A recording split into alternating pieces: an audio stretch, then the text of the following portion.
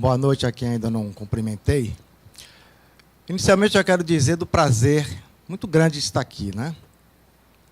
Afinal de contas, a Sociedade Obstetrícia e Ginecologia da Bahia é uma sociedade familiar que presta um serviço inestimável, não só dentro dos aspectos científicos, como também do ponto de vista de defesa profissional. Então, sintam-se acolhidos. Quem não é sócio, por favor, né, já pode se adiantar no sentido de fazer sua inscrição, porque realmente vocês vão ver no decorrer da evolução de vocês que ser sócio da Sogiba é muito bom. E, por outro lado, também dizer da satisfação de dar uma aula que realmente espelha, em grande parte, o vasto mundo da endocrinologia ginecológica, que é o campo da amenorreia. A endocrinologia, sem dúvida alguma, é a pedra de toque para uma série de doenças que existem dentro da nossa área. E eu espero que a amenorreia de hoje sirva de estímulo para que vocês possam se adentrar cada vez mais no vasto campo, no prazeroso campo da endocrinologia ginecológica. Costumo sempre dizer que o grande objetivo da natureza é a reprodução da espécie. Todos os seres vivos, sejam vegetais ou animais, uni ou pluricelulares, têm que seguir o desiderato maior da natureza, que é exatamente a sua reprodução. E isto está bem assente em todas as espécies animais. E a espécie humana não foge a essa exceção.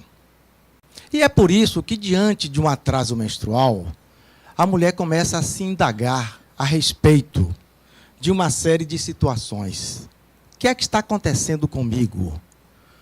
Porventura, eu estou grávida?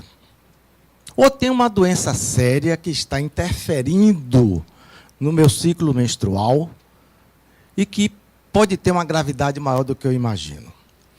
Com relação às pacientes obesas, elas têm um adicional a mais, porque o aumento do volume abdominal faz com que elas façam repetidos exames, testes de gravidez, e esse teste geralmente é impiedoso com essas mulheres.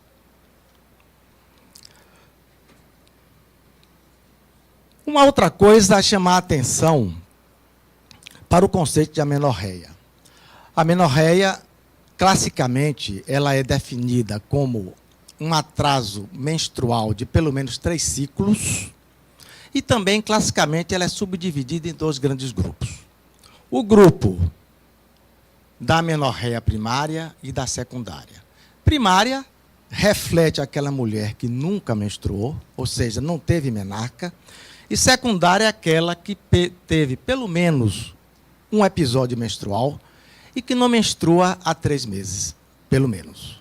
Então, bem caracterizado, nós temos, então, que definir o que seja a amenorreia primária do ponto de vista dos caracteres sexuais secundários. Então, diante de uma jovem que tem 14 anos, mas os caracteres sexuais secundários ainda não apareceram, ou seja, não houve uma evolução, uma maturação mamária, nem uma pilificação nesta mulher, então nós estaremos diante de uma amenorreia primária nessa jovem de 14 anos. Quando tem 16 anos e os caracteres sexuais secundários estão perfeitos, mas ela não menstruou, também é uma amenorreia primária. Então, esta jovem deve ser investigada.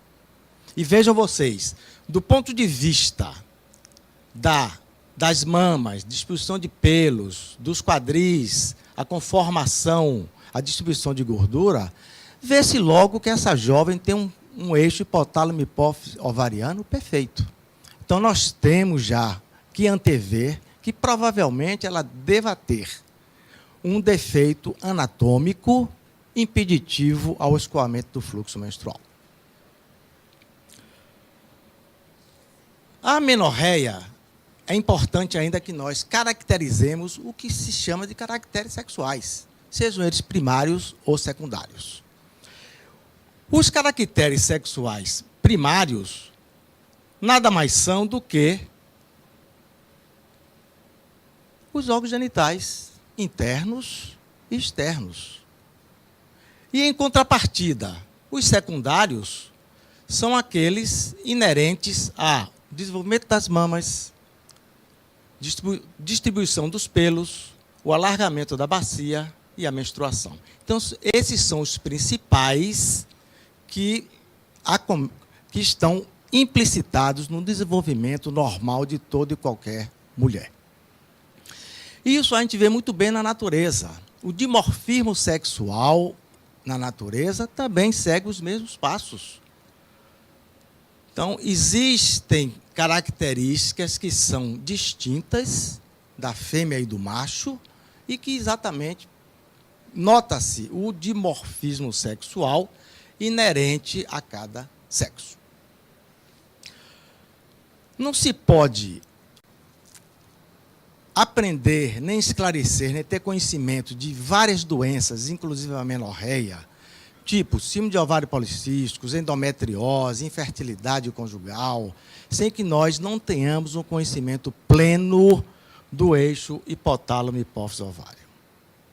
Então, para que ocorra uma menstruação, há necessidade de que ocorra uma integridade desse eixo, suficiente para que o hipotálamo, que representa o sistema nervoso central, ele estimula a hipófise, que através de hormônios específicos, estimula a glândula ovariana para a fabricação dos seus hormônios próprios.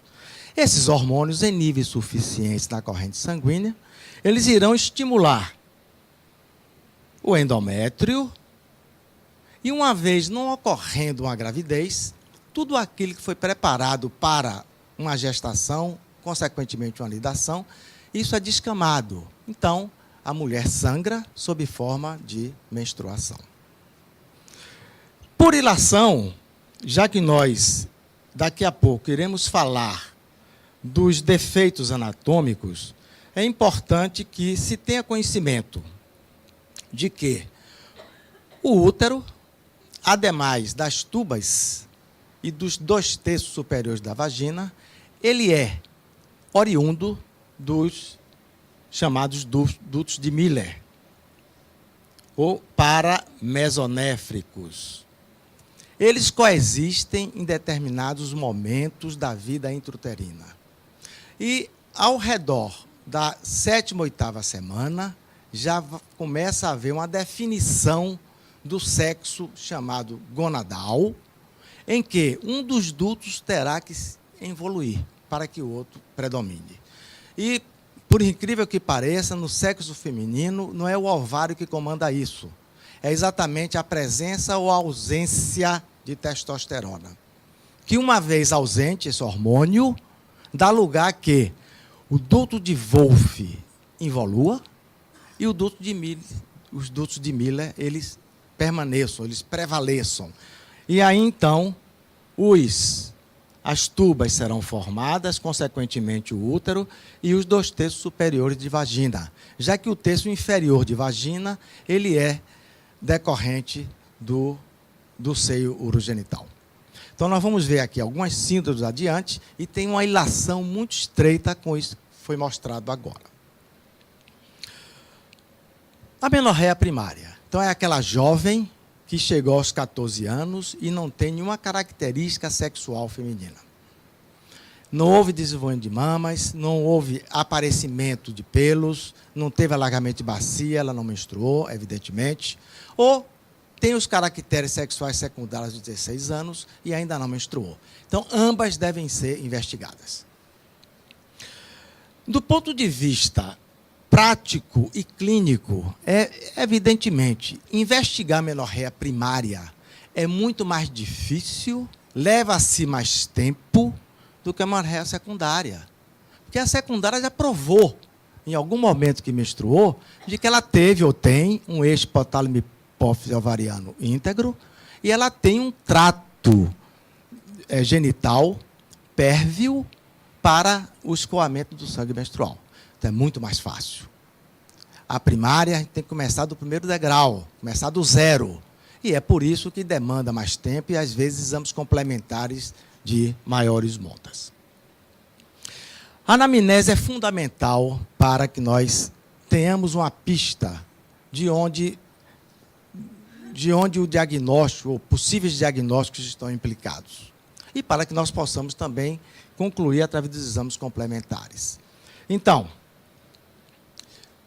não houve nenhum aparecimento de caracteres sexuais secundários, houve e ele foi bloqueado.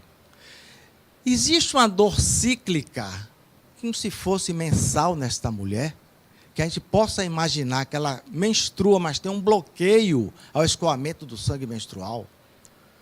Existem massas nas regiões inguinais que possamos pressupor que sejam gônadas testiculares. Sinais de hiperandrogenismo, ela tem hirsutismo, ela tem hipertrofia de clitóris, ela tem anomalias dos órgãos genitais externos. Então, tudo isso na anamnese que vai ser corroborado no exame físico. Então, qual é o peso dela? Qual é a estatura? Qual é a envergadura dessa jovem? Palpamos massas inguinais. Existem os estigmas de Turner, como essa jovem, que tem infantilismo sexual, não tem mamas.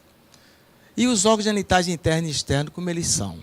Hoje, evidentemente, com a prática da ultrassonografia, como se fosse o segundo dedo do ginecologista, é muito mais fácil evidenciar se o útero existe, se o útero é rudimentar, se ele é normal, se não é. Então, desses exames listados, que compõem o básico, não quer dizer que nós tenhamos que solicitar todos. Mas, na dependência do que a anamnese e o exame físico nos orientaram, aí sim nós podemos lançar mão de algum, ou de alguns, ou de todos esses exames complementares. Existem vários roteiros diagnósticos para que nós possamos chegar a uma definição. Particularmente, gosto muito desse e o utilizo na minha prática médica. Ou seja, 3 grandes grupos de mulheres com amenorreia. Uma que não tem mamas e também não tem útero. Um outro grupo que também não tem mamas, mas tem útero. E o terceiro grupo que tem mamas e útero variável. E por que as mamas têm importância neste roteiro diagnóstico? Porque as mamas são um órgão muito sensíveis a níveis relativamente baixos de estradiol.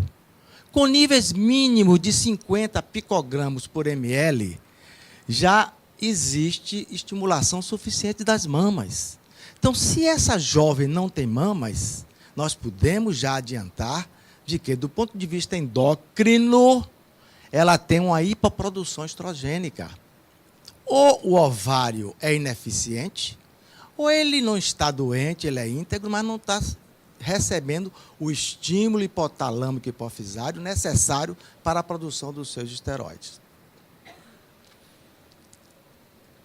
E, quando se fala em útero variável, ele pode ser rudimentar com ausência de vagina, ele pode estar realmente ausente, ou pode ser útero normal, ou seja, tem mamas, útero rudimentar, tem mamas com útero ausente, e tem mamas com útero normal. Então, nós vamos, para e passo, analisar cada um desses grupos. Primeiro grupo, tá? Sem mamas e sem útero. Então, não tem útero nem tem mamas. Então, a gente já imagina de que ela ou não produz estrogênio, ou ela não é XX, por algum motivo. Então, felizmente, essas causas são bastante raras. A falta da gônada e os defeitos enzimáticos, porque esses indivíduos são geneticamente 46XY. Então, mais frequente, dentro dessa infrequência, os defeitos enzimáticos, a 17-alfa-hidroxilase e a desmolase. E aí vocês vão entender melhor aqui nesta figura, onde mostra exatamente a chamada esteroidogênese da suprarrenal. O que é que a suprarrenal produz? Ela produz 3 grandes grupos de esteroides. O primeiro é mineralocorticoides. O segundo grupo, glicocorticoides. E, por último, os esteroides sexuais.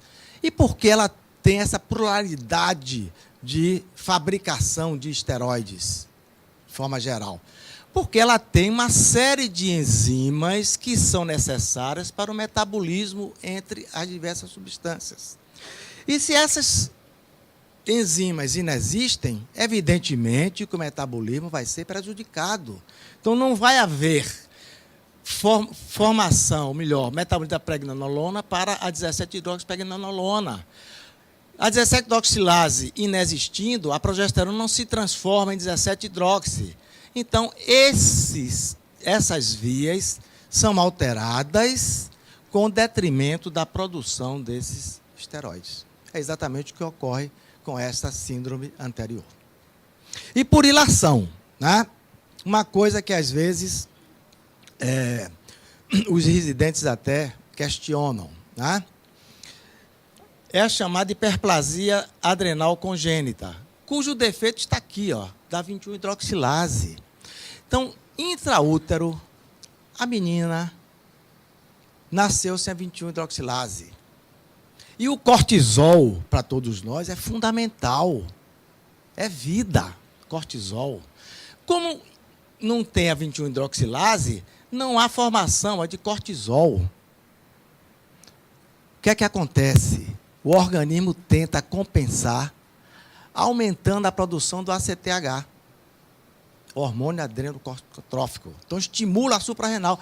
Só que a fábrica está falida, não tem as armas necessárias para transformar isto aqui em cortisol.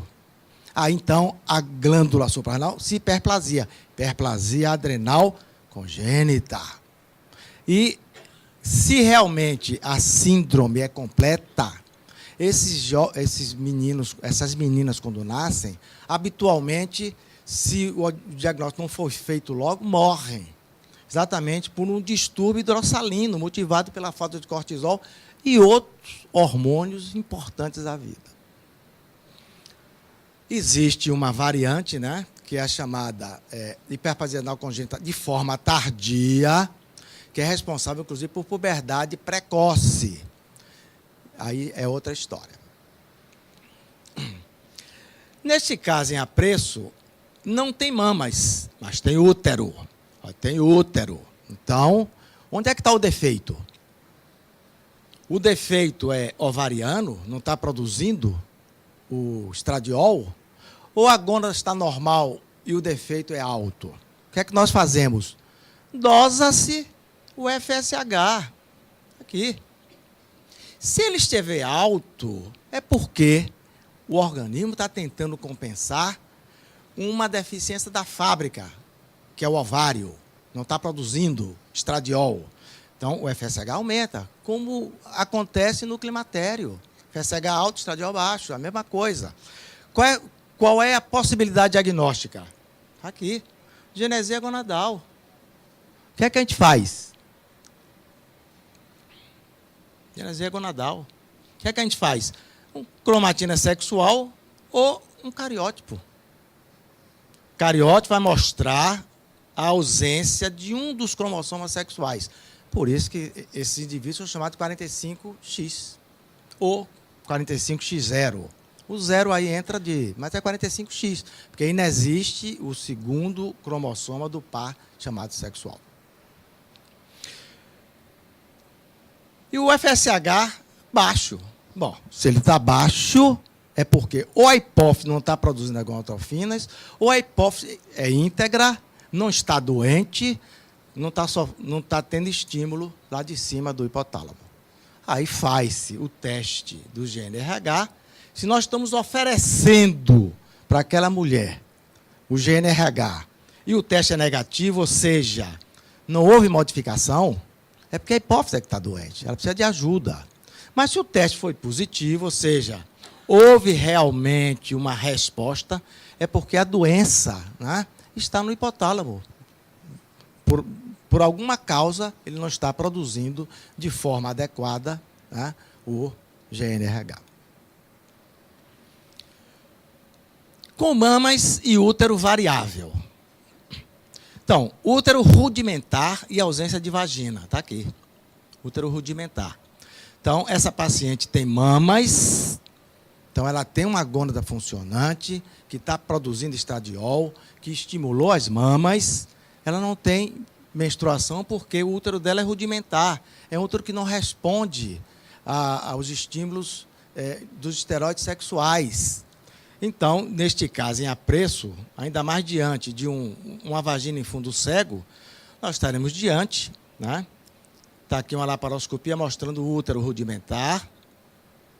Lembra a vocês que os ovários têm uma gênese completamente diferente, pessoal, do útero, dos 2/3 superiores da vagina e das trompas. Então, útero, trompas e 2/3 superiores, dutos de Miller. Ovários, crista genital é outra história. Por isso que esses indivíduos em amenorreia são fêmeas, XX. Só não tem menstruação porque o útero é rudimentar. Está aqui. Né? Então, trata-se da síndrome de Mayer-Rokitansky Kuster-Hauser, mais conhecida, não sei porquê, como síndrome de Rokitansky, embora seja uma pluriparticipação do ponto de vista de estudo. Né? Com mamas e ainda útero variável. Não tem útero. Então, tem mamas, mas não tem útero. Então, nós podemos estar diante de duas situações. Primeiro, uma síndrome de insensibilidade androgênica. E o cariótipo, nesse caso, ó, ele é XY.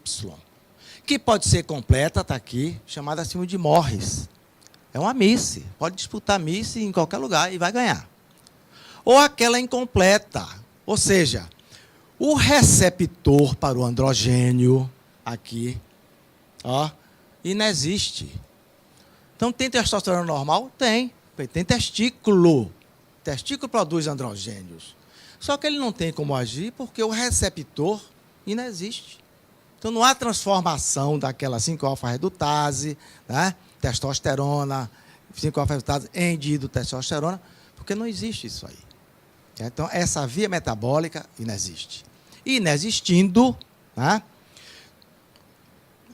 há uma tendência sempre de qualquer embrião, seja masculino ou feminino, de se feminilizar se não existir a testosterona. Ou se a testosterona não estiver agindo. Então, indivíduos que têm essa síndrome, já que a testosterona não age por causa de receptor, por causa da 5-alfa-redutase, a tendência é feminização. Então, são indivíduos geneticamente XY e que a feminização ocorre porque a substância chamada indutora ou testosterona não age. Não tem como agir por causa dos receptores, por causa da 5-alfa-redutase. Importante é considerar de que órgãos genitais externos têm a ver com dihidrotestosterona e órgãos genitais internos com a testosterona, no caso do homem. Então, são duas coisas diferentes. Se a síndrome é incompleta, quer dizer, existe uma porção, né, de 5-alfa-redutase, de receptores, que podem, né, fazer com que a testosterona haja, o adírido haja, mas de forma parcial. Aí esses indivíduos entram no grupo dos intersexos, porque existe uma dubiedade sexual do ponto de vista da sua morfologia. Ou seja, hipertrofia de clitóris, ausência de vagina ou vagina em fundo cego. E quando esses indivíduos nascem, às vezes, são mais registrados como masculinos, que eles têm, né, um clitóris aumentado do que como do sexo feminino. Tá? Mas lembrar que em ambas as situações, o cariótipo é XY, completa porque a 5-alfa-redutase e os receptores estão ausentes, e aqui de forma parcial. E eu acho que é o último desse bloco, tem mamas e útero variável, quer dizer, o útero é normal. Ou seja, estou diante de uma jovem que tem mamas perfeitas. Ela tem útero. Ou eu verifiquei isso no toque ou no ultrassom. Por que é que ela não menstrua? Ela está me mostrando que o eixo hipotálamo hipófise ovariano dela está perfeito. Porque ela tem mamas, ela tem útero, ela tem tudo. Por que é que ela não menstrua? Bom, ou ela não está ovulando. Então está aqui um dos exemplos de anovulação, que é a hiperprolactinemia.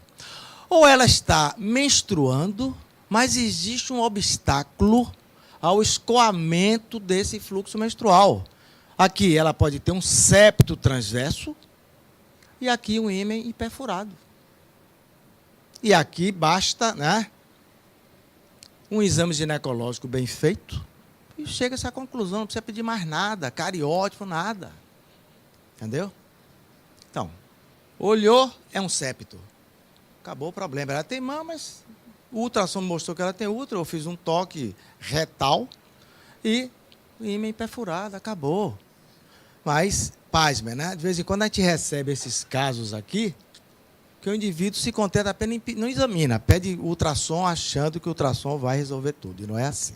A velha anamnese e o bom exame físico ginecológico, ambos ainda são cruciais em todo e qualquer diagnóstico dentro da área médica. E agora a menorreia secundária, né? A menorreia secundária, eu disse a vocês que é muito mais fácil dela ser investigada, porque pelo menos essa mulher já provou em algum momento de sua vida que ela menstruou, pelo menos uma vez.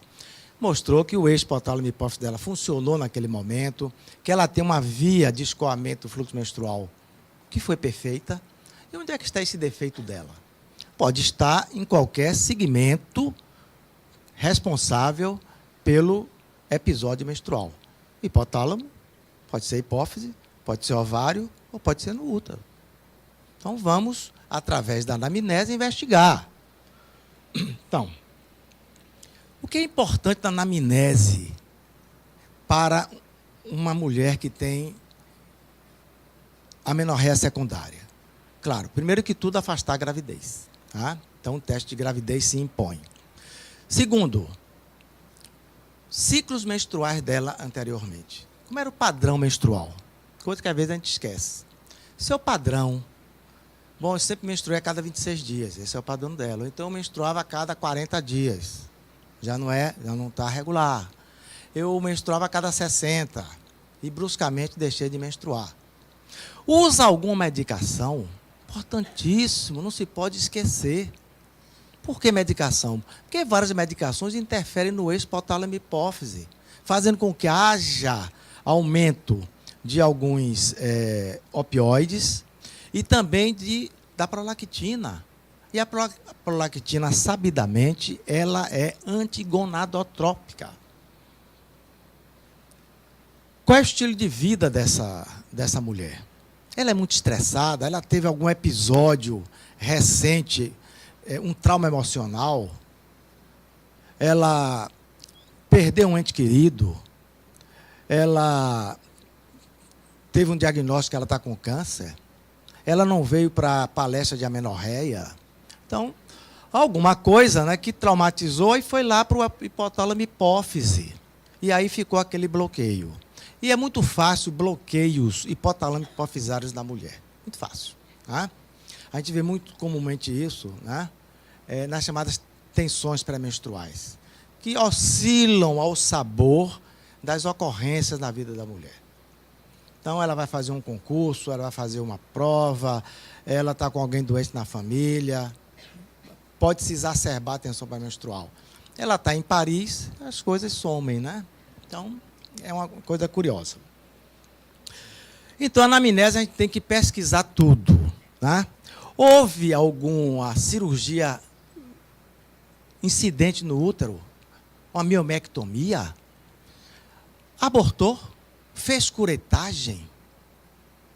que a gente possa pressupor uma destruição desse endométrio, sinéquias intrauterinas. Quanta coisa a gente tem que perguntar e às vezes a gente esquece. Mas a gente não pode esquecer. E a possível perda de tempo, a gente ganha exatamente tendo o diagnóstico mais rápido e sem precisar tantos exames elucidativos, né? Exame físico e ginecológico. Não ajuda muito, não ajuda, mas pode identificar algum tipo de lesão. Tá? A gente pode ver uma galactorreia, a gente pode ver um tumor abdominal, no exame de toque a mesma coisa. Uma paciente que fez uma traquelectomia, a gente pode ver lá um colo estenosado, enfim. Não ajuda muito, mas pode, dependendo da anamnese, também ter uma participação importante do ponto de vista de um diagnóstico. E, por fim, os exames complementares, que vão ser solicitados de acordo com isso aqui. Tá? Primeiro, casos anatômicos, está aí. Sinéquias intrauterinas. Geralmente oriundas de uma curetagem, uma endometrite ou miomectomia. Então, vocês estão vendo aqui uma histopinografia mostrando uma falha de enchimento e aqui a esteroscopia correspondente mostrando exatamente as sinéquias. Então, o endométrio que foi destruído não responde mais aos estímulos dos esteroides sexuais e, com isso, então, não ocorre menstruação. Ou seja, o eixo está perfeito. Hipotálamo, hipófise e ovário. O problema é uterino. Aquelas chamadas causas hipotalâmicas, onde nós temos níveis baixos de gonotrofinas. Podemos ter essas três situações mais frequentes. Um tumor, sarcoidose, que é a infiltração do sistema nervoso central, ou a hiperprolactinemia. Existem outras, mas essas são as que nós devemos buscar mais. Não negligenciar na anamnese. Uso de medicações que elevam a prolactina. Quantas medicações elevam a prolactina? Benzodiazepínico, haloperidol, fenotiazina, supirida, metildopa, metoclopramida. E também, já que pode ser um tumor, tem cefaleia, tontura, diplopia, pode ser um tumor do sistema nervoso central que esteja comprimindo o nervo óptico e dando essa sintomatologia. Então, nada disso tem que ser negligenciado. É evidente que os exames vão ser pedidos de acordo com a anamnese colhida e com o exame físico também. Hipofisárias. Níveis basais de FSH e LH baixos, pensar em quê? Ou tumores ou hemorragia. Essas hemorragias, habitualmente, hemorragias pós-parto. Hoje, felizmente, né, essas hemorragias pós-parto, culminando com a síndrome de Sheehan, elas são muito raras. Mas a gente tem que lembrar, se a paciente nos informa de que ela teve um parto com a hemorragia profusa, teve que tomar sangue, pensando na possibilidade de uma síndrome de Sheehan. Então, diante desses dados da anamnese, vamos pedir uma ressonância magnética. Está lá um tumor, né, comprimindo estrutura do sistema nervoso central e culminando isso tudo com níveis baixos de FSH e de LH. Consequentemente, estímulo ovariano deficiente e, consequentemente, anovulação com amenorreia. E as causas ovarianas. Nós dosamos o FSH. O LH não importa tanto, né? Os livros trazem, mas o FSH é suficiente. E é aquela situação similar ao que nós encontramos no climatério e ou menopausa. O que é que fazemos? Quais são as possibilidades diagnósticas? Ou essa mulher, né, tem uma falência ovariana prematura, abaixo dos 40 anos, ou ela está em anovulação, lembrar que uma das causas mais frequentes na ovulação ainda é acima de ovários policísticos. E, na anamnese, né, colher dados se ela fez quimio ou radioterapia, tratamentos que, porventura, podem destruir parênquima ovariano e, consequentemente, né, ter uma população folicular bastante precária. E, concluindo, esse teste progestogênio, embora vocês achem que ele é do tempo jurássico, mas alguns serviços ainda o utilizam. E por uma razão muito simples. Eventualmente, eu também utilizo. É evidente que hoje, com os ensaios laboratoriais, onde nós temos uma precisão do ponto de vista de dosagens hormonais muito claras, há uma precisão realmente, mas aqui tem algumas vantagens. Primeiro, se a paciente faz uso do progestino que ela sangra, ou seja, o teste é positivo, psicologicamente para ela é importante ela saber de que ela não tem uma doença grave, de que ela pode garantir futuramente, a partir daí, menstruações. E se ela quer engravidar, mais ainda, o futuro reprodutivo. Segundo, uma coisa não anula a outra. A gente pode dosar os hormônios e fazer o teste, para ver em que compartimento está o defeito. Então, o teste classicamente é feito com qualquer progestínico.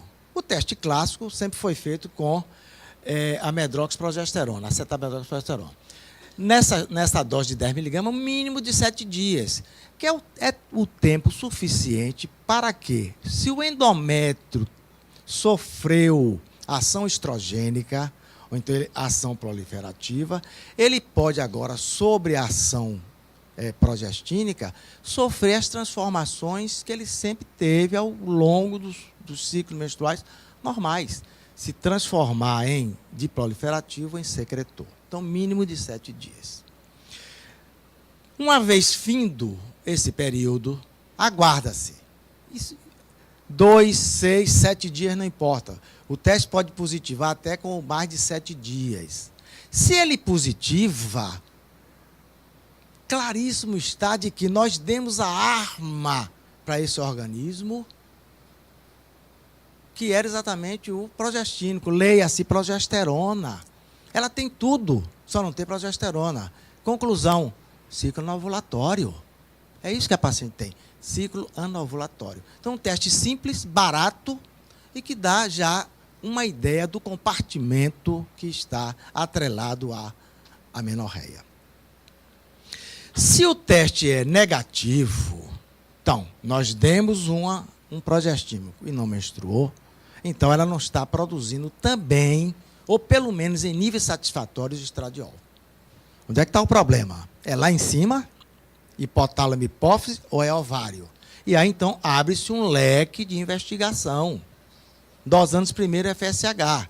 Se ele tiver normal, o normal que a gente chama é lá no nível mínimo de normalidade, ou baixo, é uma disfunção hipotalâmica hipofisária. Pode ser lá, na hipófise, ou pode ser no hipotálamo. Se ele estiver alto, disfunção ovariana. Então, essa paciente tem um ovário insuficiente. É uma falência ovariana prematura? Não sei, vamos investigar. Mas, pelo menos, o primeiro passo para que nós identifiquemos o compartimento implicado na causa da amenorreia está aqui. Então, é um teste simples, barato, não é jurássico, porque ele não invalida que a paciente também faça algumas dosagens hormonais suficientes para que nós possamos correlacionar o teste com as dosagens hormonais e chegar a uma conclusão diagnóstica. Então, dito isso, né, o que é que nos compete como ginecologistas e que estamos investigando a amenorreia? Fazer de tudo para que essa paciente volte a ter suas menstruações, então que ela fique satisfeita, sabendo que não tem uma doença séria, que ela pode realmente voltar a menstruar, e se ela é paciente de infertilidade, que ela engravide, volte a engravidar ou engravide pela primeira vez. Eu quero agradecer a atenção de vocês imensamente. Muito obrigado.